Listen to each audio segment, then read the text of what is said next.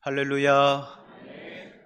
우리 지난 여름 사역, 우리 청년부 수련회부터 또 국내 선교 지난주까지 잘 마쳤습니다. 또 우리 성도님들이 도우셔서 기도하시고 또 많이 후원해 주셔서 은혜 가운데 넉넉하게 잘 이루어진 줄로 믿습니다. 또 하나님의 은혜가 여러분 함께 하셨죠? 우리 좌우에 계신 분 한번 인사하겠습니다. 하나님이 다 하셨습니다. 네. 우리는 하나님의 은혜가 없으면 여러분 살 수가 없습니다. 오늘도 그 은혜를 사모하며 또 말씀 가운데 또 하나님을 만나는 복이 있기를 원합니다. 우리에게는 세계관이 있습니다. 세계관. 우스갯소리를 하자면 2개관도 아니고 4개관도 아니고 세계관. 세계를 바라보는 안목이 모두에게 있습니다. 세상을 바라보는 창이라고도 말하고 또 비유하건대 세계관을 안경에 비유합니다. 저의 이 투명한 안경에다가 어떤 색깔을 집어넣느냐에 따라서 세상과 만물이 그 색깔에 따라 다르게 보이는 것처럼 여러분 우리는 모두가 세상을 바라보는 안경을 하나씩 다 쓰고 살아갑니다. 그럼 그 세계관은 언제 내게 이렇게 형성되었느냐? 없는 사람이 없고 다 있습니다. 어린아이에게도 있고 100세 대신 어르신에게도 세계관은 다 있어요. 이 세계관은 때로는 학습과 배움을 통해서도 주어지지만 가장 많은 경우는 살아가는 동안에 자연스럽게 우리 안에 습득이 되어지는 것이 세계관입니다. 예를 들면 여러분 도시적인 세계관이 있고 시골적인 세계관이 있어요. 이걸 세계관이다 또는 정서다라고 말할 수 있습니다.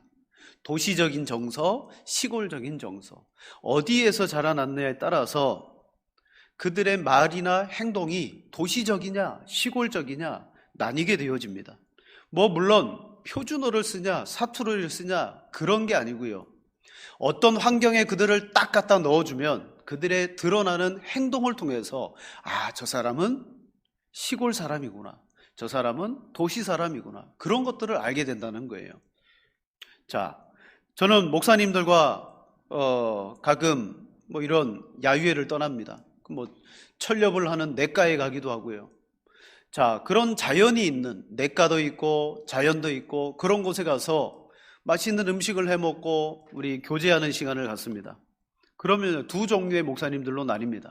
한 종류는 먹는 건 둘째치고 물이기 때문에 무조건 다리 걷어붙이고 들어가시는 그런 목사님들이 있어요. 아예 집에서부터 냇가에 간다 그러면 아예 옷을 챙겨가지고 오시고 누구보다 제일 먼저 들어가서 뭐합니까? 뭘 잡아요. 야, 여기 뭐 있다, 저기 뭐 있다 그러면서 자기가 더 잘 잡는다라고 말하면서 서로 막 잡으려고 해요. 그런데 어떤 목사님들은 차를 한 잔 딱 들고 냇가에서 2 사람씩 왔다 갔다 들어갈 생각은 꿈에도 못 꾸고 서로 바라보면서 저길 왜 들어가? 그러면서 시간을 보내는 그런 목사님들이 있습니다. 자, 그 모습 속에서 세계관이 드러나는 거예요. 다리 걷어붙이고 들어가시는 목사님은 아무리 지금 서울에 살았다 할지라도 자기의 정서가 시골 정서인 거예요. 자기가 어려서부터 자연스럽게 해왔던 것이 그냥 어른이 되어도 나타나는 것입니다. 도시에 살았던 목사님들은 아무리 좋은 환경에 갖다 놔도 들어갈 줄을 모르는 거예요. 그냥 물 한 방울 묻는 것이 찝찝하고 들어가면 또 옷 빨아야 되고 그런 것이 싫어서 못 들어가는 것입니다. 여러분, 이처럼 어릴 적에 자연적으로 체득되어진 나의 세계관이 어른이 되어서 지금 내 모든 삶에 때로는 말이나 행동이나 내 삶의 모습으로 나타나게 되어집니다. 성경을 보면 똑같은 하늘을 바라봐도 그것을 어떤 시각으로 바라보느냐의 차이가 있음을 우리에게 알려줍니다. 예를 들어 시편 19편 1절과 4절에 이런 말씀이 있습니다. 하늘이 하나님의 영광을 선포하고 궁창이 그의 손으로 하신 일을 나타내는도다. 날은 날에게 말하고 밤은 밤에게 지식을 전하니 언어도 없고 말씀도 없으며 들리는 소리도 없으나 그의 소리가 온 땅에 통하고 그의 말씀이 세상 끝까지 이루도다. 하나님이 해를 위하여 하늘에 장막을 베푸셨도다. 이 다윗의 시거든요. 다윗은 양을 치며 그 들판에서 때로는 밤을 새서 양을 돌봐야 될 때가 있어요. 그때 하늘을 바라봤습니다. 하늘의 달과 때로는 낮의 해와 별들을 바라보고 그 넓은 하늘을 보면서 뭐라고 고백했습니까?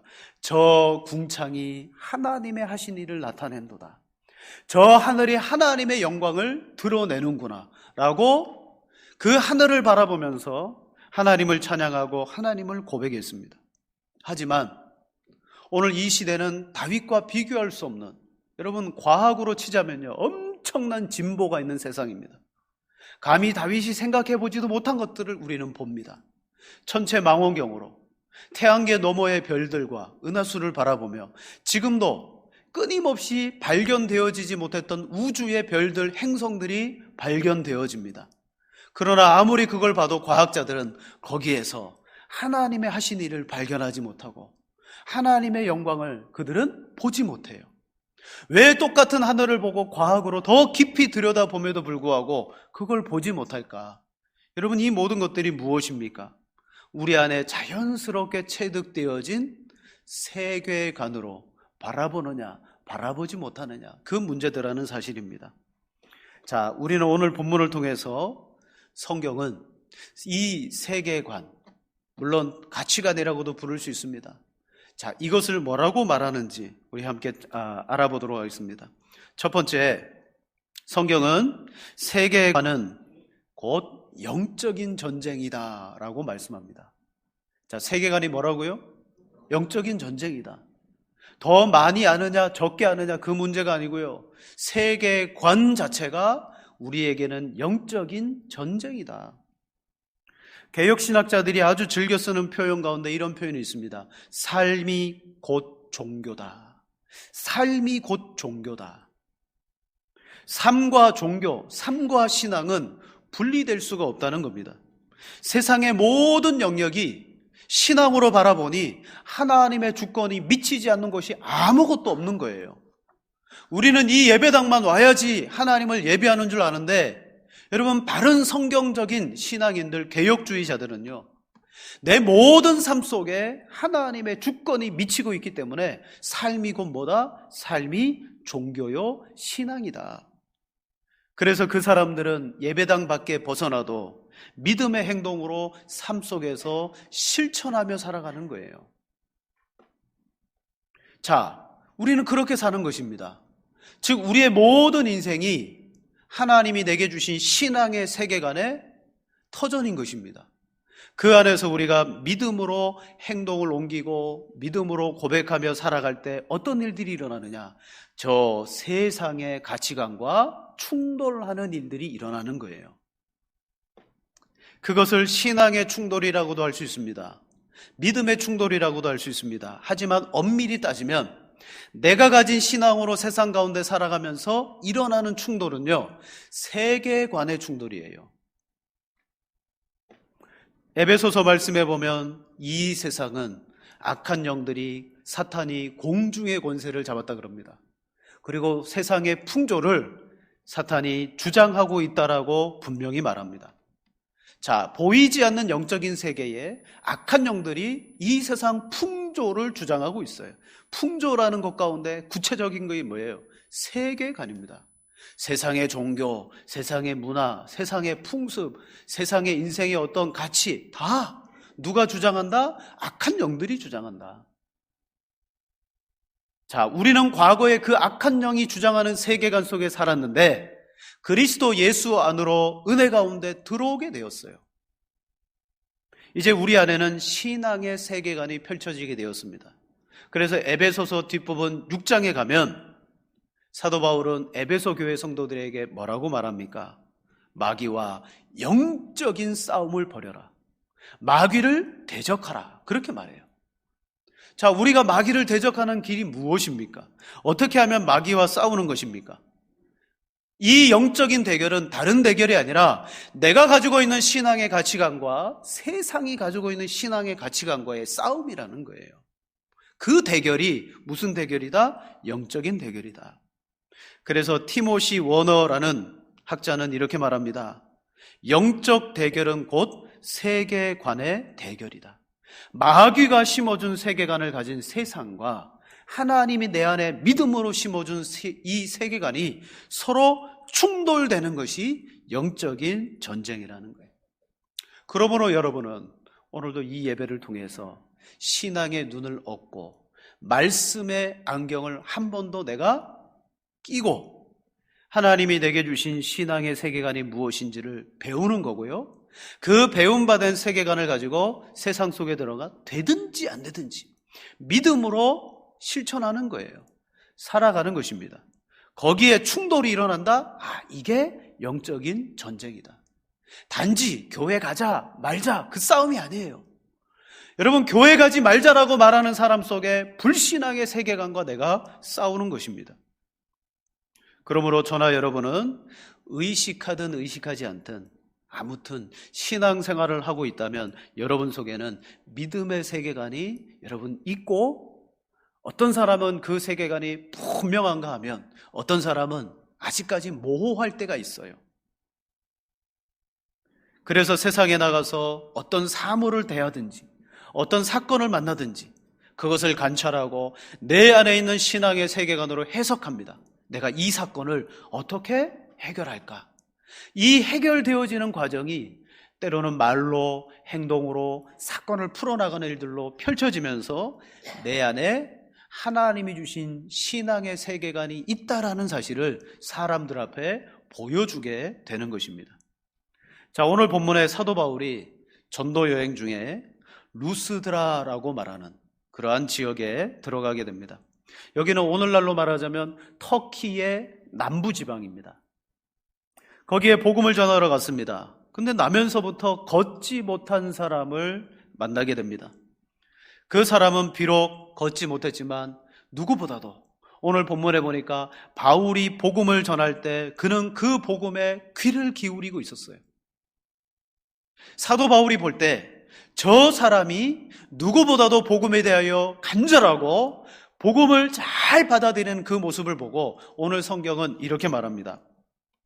자, 본문 9절 말씀.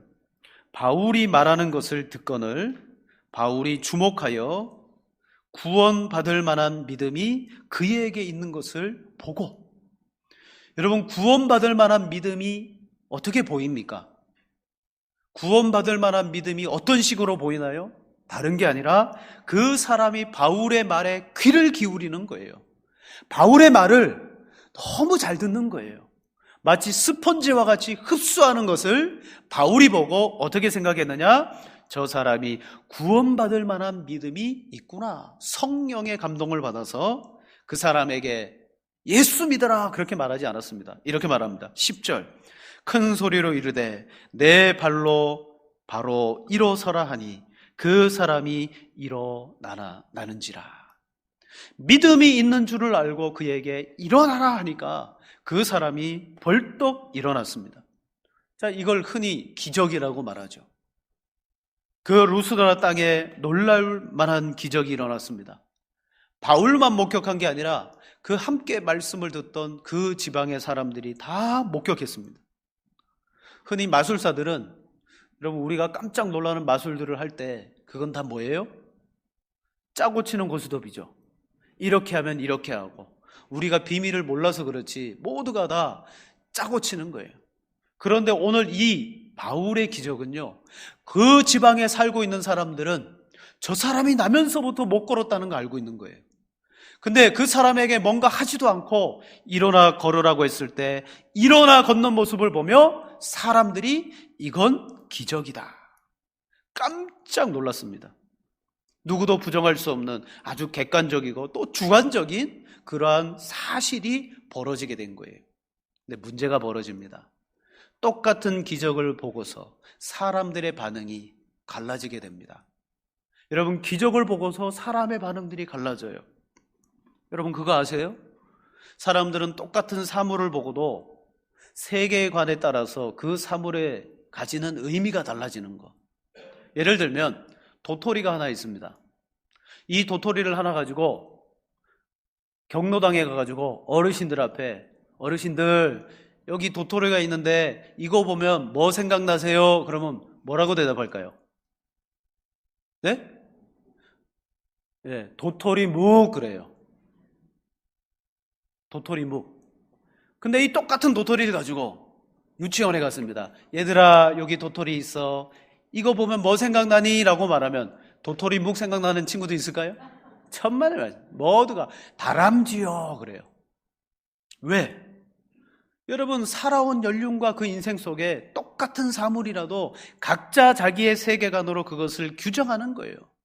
누구는 도토리묵이라고 말하고 누구는 다람쥐라고 말하는 것은 그거 틀린 거 아닙니다. 자연스러운 것입니다. 오늘 기적을 목격했습니다. 그 기적을 목격하고 그들은 바울이 전한 복음의 반응으로 나타난 게 아니라 그 기적을 가지고 그동안 그들이 가지고 있었던 세계관으로 그것을 적용해 버립니다. 여러분, 성경에 이와 같은 사건이 있죠. 민수기 14장에 12정탐꾼 40일 동안 똑같은 가나안 땅을 정탐하고 돌아왔는데 10명의 정탐꾼은 똑같은 거 봤으면서도 그 땅의 거인을 보았다. 그들에 비하면 우리는 메뚜기다. 우리는 이제 다 죽었다. 그렇게 고백했고요. 여호수아와 갈렙은 똑같은 거 보고 왔는데 아니다. 그 땅은 하나님이 우리에게 주시는 땅이고 그들은 우리의 밥이다. 여러분, 예배당 안에 함께 신앙생활하는 우리에게도 이런 신앙생활에 나님이 있습니다. 분명히 있습니다. 기독교를 믿는 사람이 있고, 그러니까 기독교 세계관을 가진 사람이 있고 기독교적인 세계관을 가진 사람이 있어요. 기독교 세계관은 뭐예요? 하나님이 약속했다. 그대로 믿으면 이루어진다. 이게 하나님의 약속이다. 이 기독교 세계관입니다. 기독교적 세계관은 뭐예요? 나도 예배 드렸다. 나도 뭐 했다. 그러나 믿지 못하겠다. 마지막 날의 심판대 앞에 우리가 다 깜짝 놀랄 거예요. 왜? 우리와 함께 신앙생활했던 사람들 가운데 직분도 있고 믿음이 좋다라고 말한 사람들이 여러분, 하나님의 심판에 멸망의 자리로 들어가게 되는 걸 우리가 볼 때 깜짝 놀랄 거예요. 왜? 그 사람의 믿음과 세계관은 기독교 세계관이 아니라 어디나 다 갈 수 있는 기독교적인 세계관을 가지고 있으면 안 된다는 거예요. 무늬만 그러면 안 된다는 거죠. 마찬가지로 12정탐꾼의 그 사건은 정말 믿음의 세계관을 가지고 있는 사람들이냐 아니냐에 따라서 여러분, 이스라엘 백성들의 운명이 결정되었습니다. 10명 때문에 40년 동안 광야에서 유리방황하게 되는 거예요. 그게 어디에서 출발됩니까? 여러분, 우리 안에 가지고 있는 세상을 바라보는 안목이에요. 자, 두 번째로 이 루스드라 사람들의 반응을 보겠습니다. 루스드라 사람들이 기적을 경험하고 어떻게 반응했습니까? 첫째, 그들은 바울의 일행과 그들의 기적을 관찰했습니다. 그 결과 기적이 일어났는데 관찰한 결과 바울과 그 일행은 신이다. 그렇게 여기게 돼요. 자, 우리 11절 말씀 같이 읽겠습니다. 무리가 바울이 한 일을 보고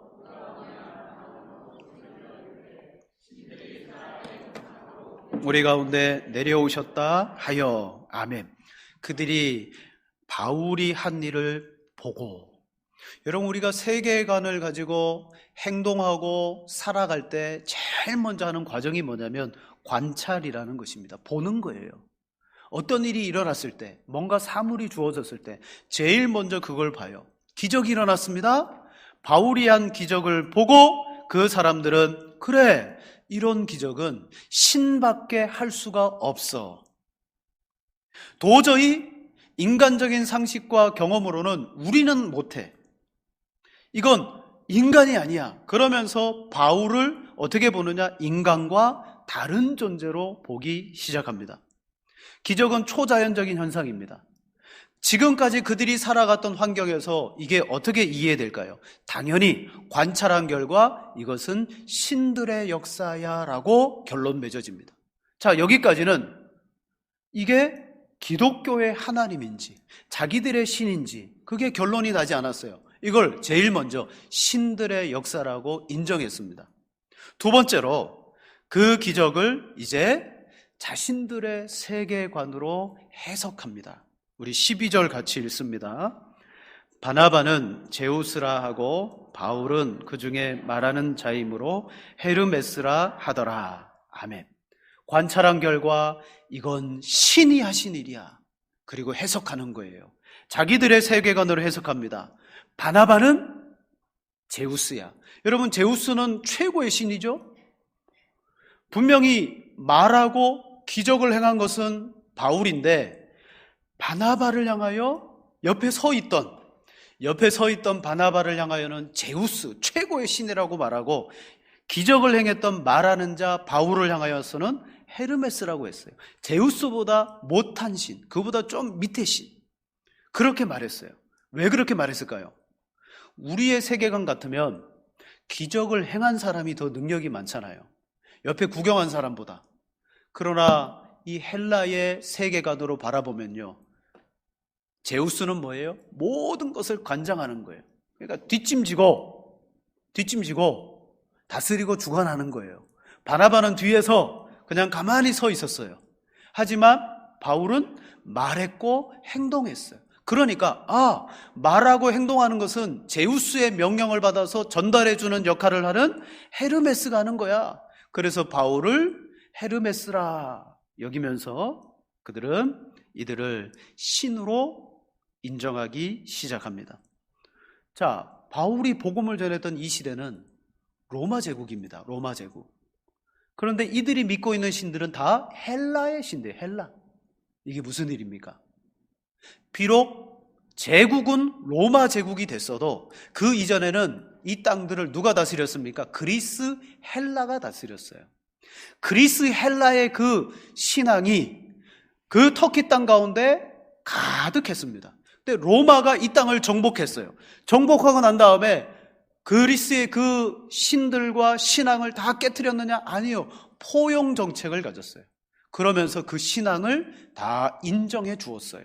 그러니까 여전히 그리스 헬라의 세계관이 로마 제국 시대에도 여전히 있게 되었다. 그 세계관으로 여러분 기적을 바라본 결과 바나바와 바울은 무엇이 되었느냐? 하나님의 말씀을 전하는 메신저, 복음을 전하는 하나님의 일꾼이 아니라 삽시간에 신이 되어버린 거예요. 자, 신이 되었으니까 이제 어떻게 행동해야 되겠습니까? 여기에서 실제 삶이 나오기 시작합니다. 마지막 세 번째로 그들은 신으로 해석하자 어떻게 합니까? 숭배하기 시작합니다. 루스드라 사람들은 바울의 일항을 신으로 믿어버렸습니다. 믿으니까 이제 뭐 해야 돼요? 종교 행위를 해야 되는 거예요. 우리 13절을 같이 읽겠습니다. 시외 제우스 신당의 제사장이 소와 화환들을 가지고 대문 앞에 와서 무리와 함께 제사하고자 하니. 아멘. 자, 사건은 루스드라 시내 안에서 벌어졌습니다. 이 소문이 삽시간에 시내 바깥에 있는 제우스 신당의 제사장과 일꾼들에게 들리게 되었어요. 그러니까 제사장이 소를 가지고 제사를 드리기 위해서 빨리 온 거예요. 바울이 머물고 있는 집 앞에 와서 우리가 당신을 예배하기를 원합니다 라고 말하면서 이들을 예배하고자 지금 준비하고 있습니다. 여러분 잘 보세요. 이들의 행동이 신이구나, 야 제우스다, 헤르메스다, 그러면 예배하자. 저 바깥에 있는 제사장이 오기까지 여러분 이게 하루 이틀 걸렸을까요? 아니면 그 시간 사이에 바로 이루어졌을까요? 어떻게 되었을까요? 신이 내려왔으니까 아유 내일 예배합시다 그랬을까요? 아니에요. 바로 이 사건이 벌어지자마자 바로 세계관은 그런 것입니다. 세계관은 내가 자연스럽게 가지고 있는 이것이 무슨 사건을 만나면 그래 좀 더 생각해 봐야지, 뒤로 물러나서 더 기도해 봐야지가 아니라 대부분의 사람들은 즉각적으로 반응합니다. 말이 튀어나오고 행동이 나오고 그 일에 대하여 우리가 뭔가 일을 하게 되어진다는 거죠. 이 사람들이 이들을 신으로 여기게 되자 신속하게 움직입니다. 너무 민첩합니다. 그리고 정확합니다. 뭘 해야 되는지 확고부동합니다. 예배하자. 기적을 관찰했어요, 처음에. 그리고 헬라의 세계관으로 해석되어진 결과 이들은 신이다, 이름까지 붙여줍니다. 그리고 이들은 행동을 통하여서 바로 자신들이 무엇을 해야 되는지를 시행하기 시작합니다. 이게 세계관이에요. 여러분, 세계관은 생각해보고 자시고가 아니라 자연스럽게 나오는 거예요. 여러분, 지난 한 주간 동안에 세상에 살면서 어떤 사건과 인들을 만났을 때 내 행동이 왜 그렇게 나왔지? 내가 말이 왜 그렇게 나갔지? 생각해 보시면 자연스러운 나의 세계관이라는 거예요. 2003년 우리 유니버시아드 대회를 했습니다. 그때 북한에서 아주 예쁜 응원단들이 많이 내려왔어요.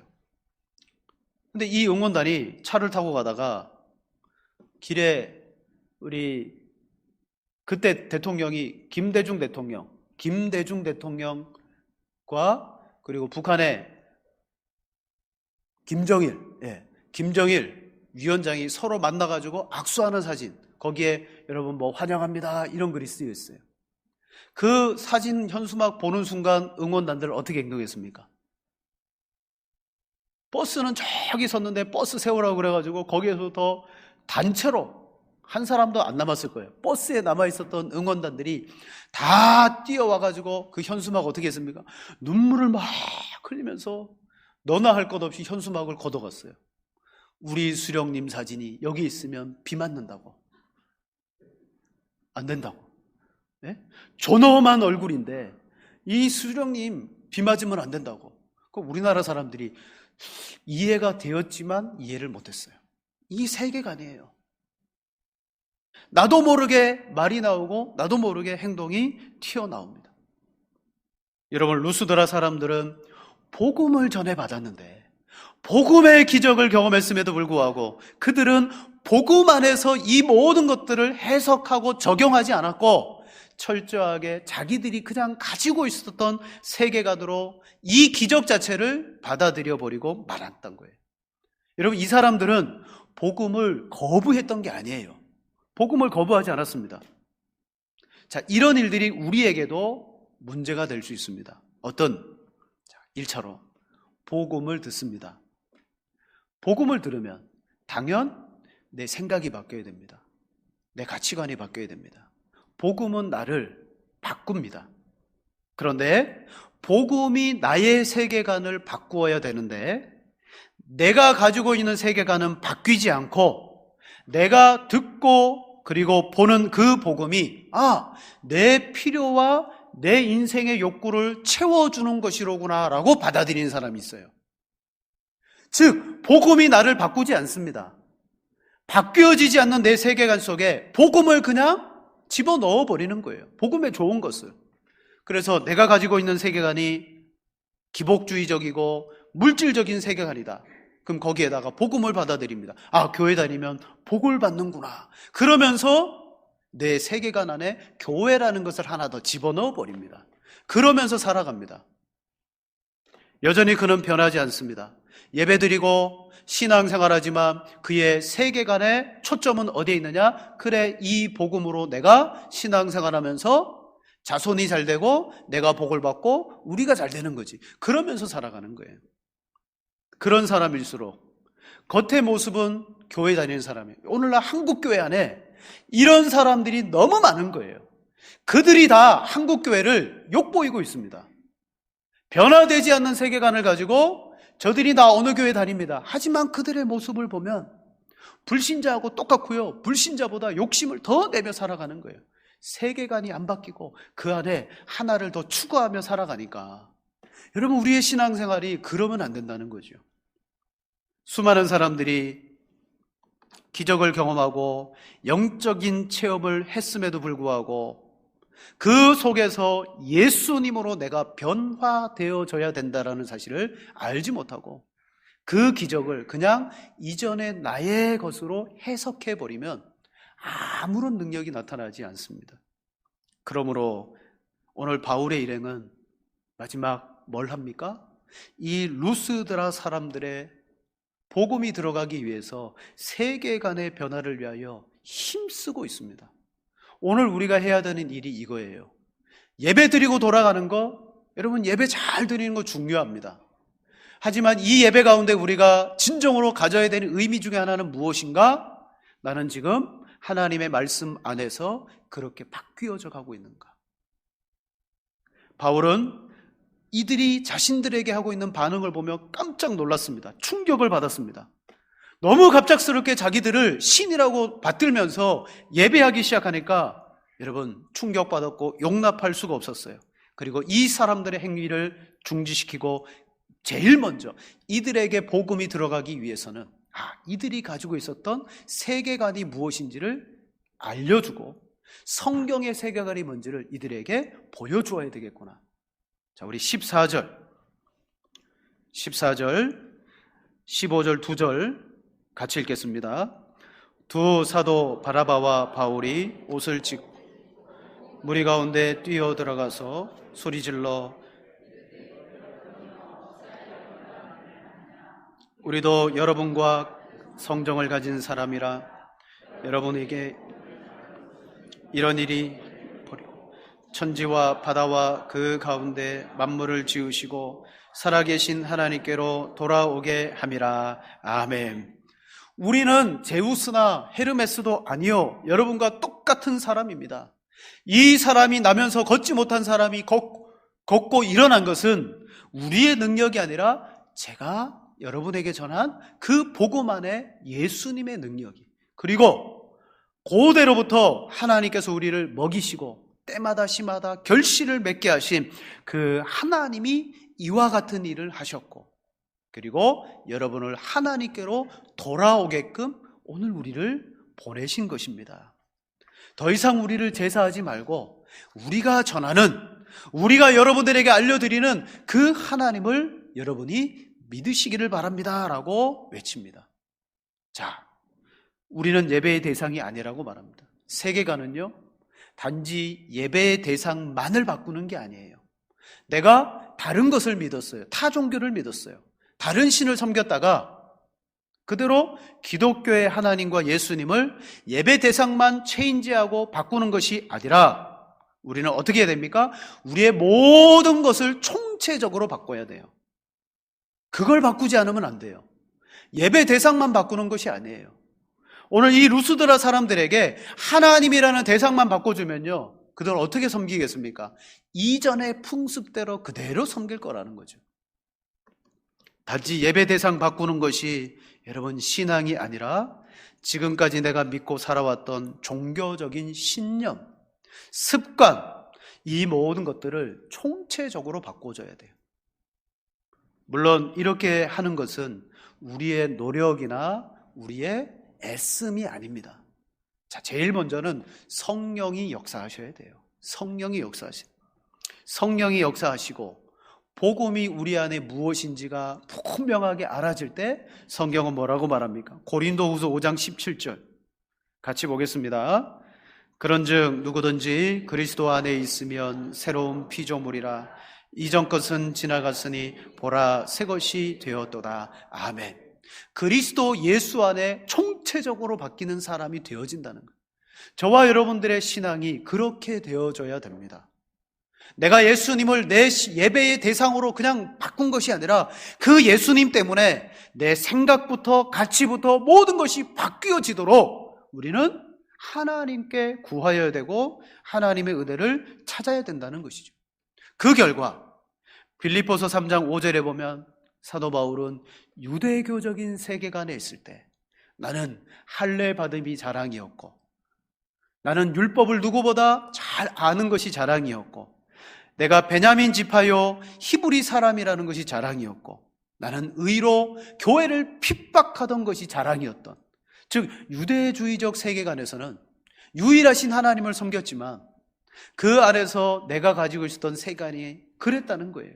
하지만 예수님을 믿고 나서 오로지 예수님만이 나의 가장 고상한 지식이다. 세계관이 완전히 바뀌었습니다. 예수님으로 말하고 예수님으로 보고 예수님으로 행동하고 예수님이 나의 보물이 되고, 여러분 우리들이 예배하고 신앙생활할 때 혹여 이런 마음이 있지 않습니까? 내가 예수님을 믿으면 예수님을 통하여 내가 뭔가 얻겠지. 초점이 하나님과 주님이 아니라 나에게 있을 수 있어요. 그러나 바울은 그게 아니에요. 예수님이 전부였습니다. 여러분, 예수님이 전부인 세계관을 가진 사람은요, 저 세상에 나가면 세상 사람들이 이길 수가 없는 거예요. 아무리 핍박하고 아무리 어려움이 와도 저주 같은 일이 찾아와도 그 사람은 예수님이 전부인 세계관을 가지고 있기 때문에 그는 그것으로 살아갑니다. 저는 여러분들이 그와 같아지기를 축원드립니다. 예수님이 내 인생의 전부인 것. 여러분, 이것을 가지고 살아갈 때 세상에서 어떻게 될까요? 충돌합니다. 싸우게 됩니다. 이게 영적인 싸움이라는 거예요. 영적인 전쟁입니다. 사탄 보이지 않습니다. 악한 영들이 뭘 가지고 우리에게 싸움을 걸어옵니까? 세상의 가치관을 너가 따라올래 안 따라올래? 너 교회 다니는데 야, 어느 교회 집사는 교회 다녀도 이것도 하고 저것도 하고 다 하더라. 이게 뭡니까? 이게 영적인 싸움이에요. 너만 가지고 있는 그 가치관이 최고인 줄 아느냐? 아니다. 세상을 지혜롭게 살아야지. 그러면서 타협하고 회유하면서 우리의 예수 그리스도만의 고상한 가치를 세상의 가치와 섞어버리는 것. 여러분, 이게 영적인 전쟁이 아니고 무엇이겠습니까?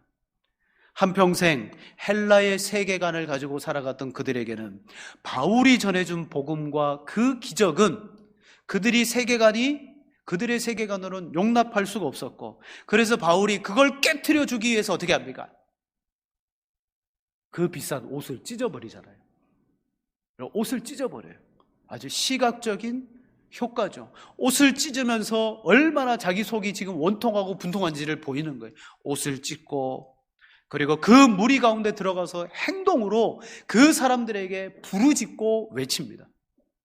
여러분, 그 무리들을 바르게 인도하기 위해서는 고상하게 말해서는 안 되는 거예요. 자, 사람들을 저지하며 소리 지르고 행동하며 여러분들의 지금 하고 있는 행동과 지금 이 모든 일이 다 헛된 것이다. 초점이 잘못됐다. 그걸 말해줍니다. 여러분 안에 일어나고 있는 세계관의 싸움은요, 그냥 점잖하게 되어지는 것이 아닙니다. 여러분, 영적인 전쟁이 그냥 허허 웃으면서 잘 싸웠다, 서로 싸우고 난 다음에 기쁘게 헤어지고 하는 그런 전쟁이 아니에요. 피 흘리기까지 싸우라 그랬습니다. 피 흘리기까지 싸우는 전쟁이에요. 내가 이것을 포기하면 안 된다라고 생각하며 여러분, 믿음의 가치관을 지켜내야 되는 것입니다. 그렇다면 우리가 가져야 될 가장 기본적인 세계관이 무엇입니까? 첫 번째, 하나님이 우리를 하나님의 형상으로 아름답고 복되게 창조했다라는 창조의 세계관입니다. 이게 우리 안에 있어야 돼요. 나도 창조되었고 이 세상도 창조되었고 하나님의 창조된 피조물로 다스림을 받고 있다라는 세계관입니다. 그러나 우리도 루스드라 사람들처럼 우리도 죄로 말미암아 우리의 세계관이 타락했습니다라는 것을 인정해야 됩니다. 타락을 인정해야 돼요. 타락을 인정하면 나 자신이 도움이 아니라 항상 하나님이 내 도움이시고 예수님이 내 도움이 되신다라는 것을 우리는 믿어지게 되고, 오직 내 죄와 내 인생은 주님밖에 구원할 수 없습니다. 그러면서 철저하게 주님께 매어 달리며 예수님의 구속을 고백하고 십자가를 의지하는 세계관이 되어지는 거예요. 즉, 창조와 타락과 구속의 세계관이 여러분 속에 있어야 돼요. 그리고 살아가면서 끊임없이 어떻게 해야 되느냐? 나는 타락했습니다. 나는 완전하지 않습니다. 나는 지금도 불완전합니다. 주님을 섬기거나 믿을 수 없습니다. 그러면서 끊임없이 은혜를 구하고 하나님의 말씀으로 나를 여러분 어떻게 합니까? 개혁해 나가는 세계관입니다. 우리의 세계관은요, 여전히 부족하고 타락한 내 모습을 하나님의 은혜와 복음으로 개혁해 나가는 세계관을 우리들이 가져야 됩니다. 예수님이 공생에 시작하시면서 40일 동안 금식하셨습니다. 그리고 금식 마치자마자 마귀가 찾아와 예수님 시험했죠. 대부분의 시험들이 어떤 시험입니까? 세계관의 시험이에요. 세계관의 시험. 먹고 사는 시험. 이 돌 배고프지? 이 돌로 너가 가진 능력으로 떡을 만들어 봐. 그리고 너가 먹어. 여러분, 먹고 사는 거 우리의 세계관의 가장 중요한 문제 아닙니까? 예수님도 먹고 삶의 세계관의 시험을 당하셨고, 그리고 나에게 절을 해봐. 그러면 온 세상 명예 권세 다 내게 주리라. 여러분, 우리 인생에 누리고자 하는 거, 얻고자 하는 거 다 세계관과 관련된 거예요. 예수님도 그 시험 속에서 어떻게 했습니까? 마귀야 물러가라 라고 말하며, 하나님께서 말씀하시되 라고 말하며 자기 자신 의지하지 아니하시고 하나님의 말씀으로 다 물리치셨어요. 즉 예수님도 그렇게 하셨는데, 여러분, 우리라고 별 수 있습니까? 우리의 부족한 모습을 하나님의 말씀으로 계속 채워가면서 바울이 옷을 찢듯이 우리의 인생과 나의 세계관을 여러분 말씀으로 변혁해 나가야 되는 거예요. 그 변혁을 통하여 처음에는 안 되겠지만 우리는 말씀으로 사람들에게 나는 이렇게 살아가, 내 인생은 이런 존재야 라고 담대하게 선포하고 승리하고 돌아올 수 있습니다. 이게 바로 우리가 감당해야 되는 영적인 싸움입니다. 그런데 문제가 있죠. 어떤 문제가 있습니까? 이러한 세계관은 보고 들음으로 말미암아 우리에게 주입되어지는데, 집에 들어가면 텔레비전이 그냥 켜져 있고 스마트폰으로 말씀이 아니라 온갖 세상의 뉴스와 세상의 가치관들을 우리는 끊임없이 섭렵합니다. 우리도 문제지만 생각해보니 저희 집에 있는 애들도 문제네요. 여러분, 그 많은 것들이 말씀을 들음보다도 그 모든 것들이 더 먼저 우리에게 들어오고 있다는 거예요. 내가 그걸 배우겠습니다 라고 앉아서 배우는 게 아니에요.